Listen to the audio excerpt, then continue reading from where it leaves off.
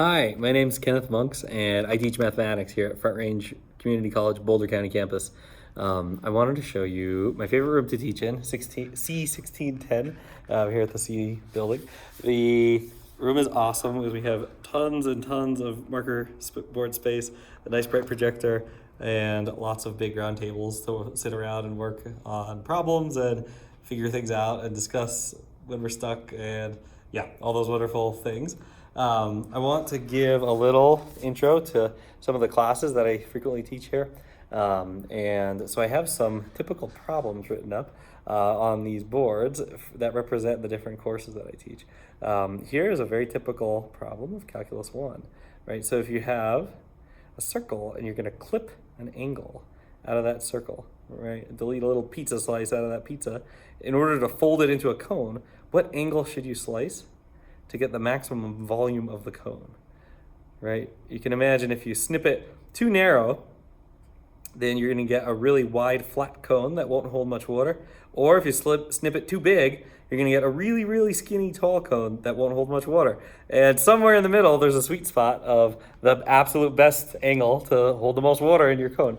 The person who probably most directly figured that out, the mathematics, how to find that, would be Fermat, Pierre de Fermat, and we do a project in Calc 1 where we look at his original words, his very own method in his own words, translated. You don't have to read Latin or French, but translated into English, and we look at Fermat's methods of how he would solve a problem like that.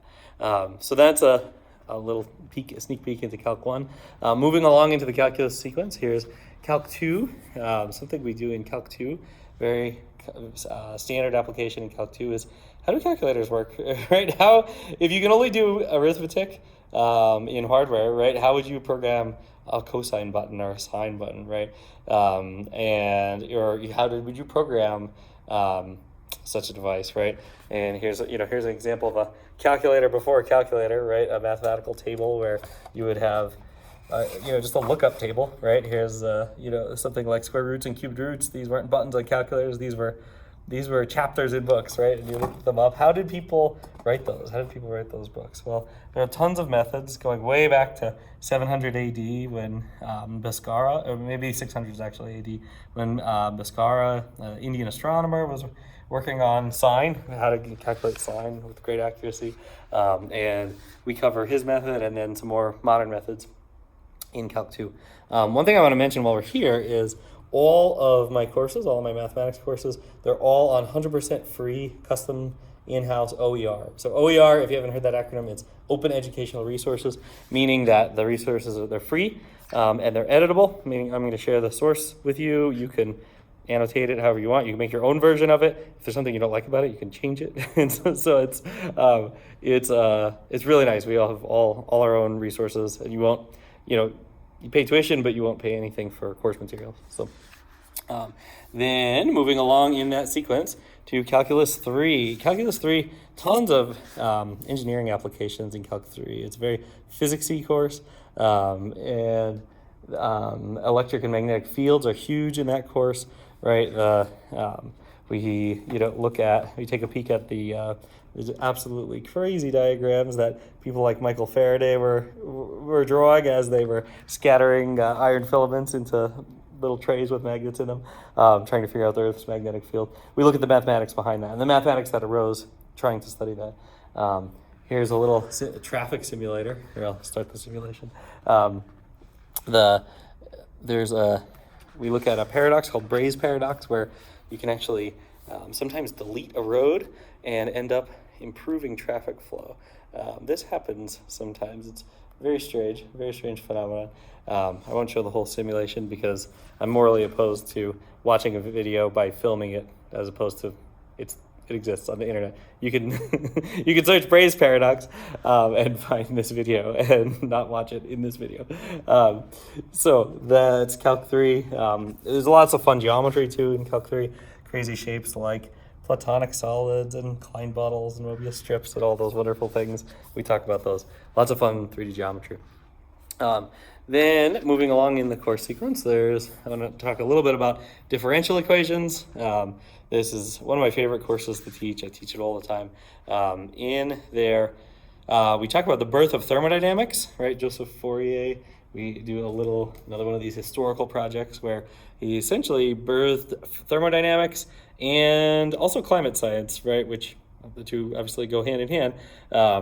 Right, so we'll look at his original work there.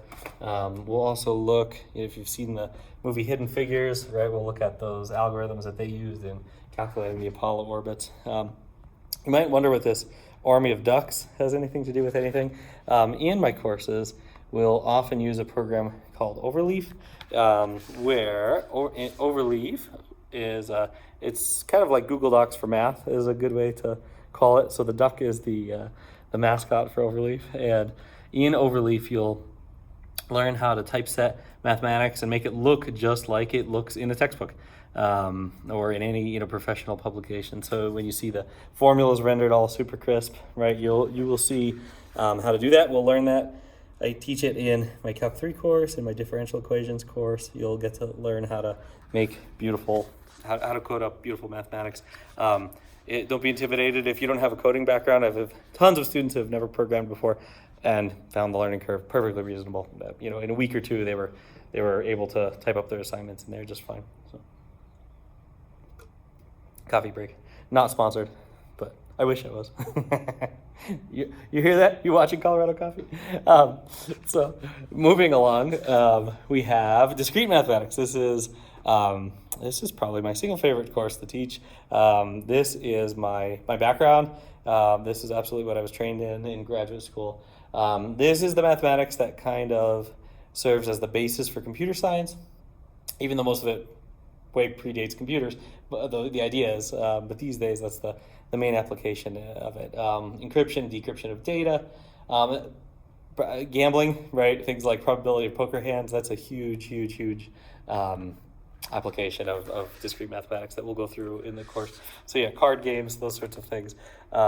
Also, I should mention this open educational resources, credit where credit's due. This was written just down the road in Greeley at University of Northern Colorado. So this one is not my material, but from Oscar Levin down at Greeley. It's a fabulous discrete book. Also free, or you could pay to get it printed, but if you want it as e-text, it's free. So, then some miscellaneous. I often offer independent studies and to students who are interested. So typically we pick a classic text that we want to read through, and these are two examples from Wilf, my favorite author, Herbert Wilf. So these are two that I've offered independent studies on before.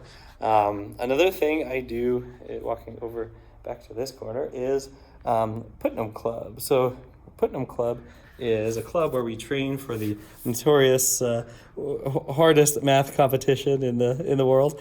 Right, there's super low median score in Putnam Club, kind of by design, and that's an example of those envelopes with the competition. Those competition envelopes, what they used to look like. A bit of a blast from the past now. Now it's just posted as PDF, but still the problems are just as engaging, just as exciting. It's brutally difficult, the competition, but we have had many students who have prepared for it in my club and scored just fine on the exam. And scoring anything at all is a great honor. So there we go. There's a little tour of my classroom and the courses I teach. I hope to see you here someday at Boulder County campus for some math.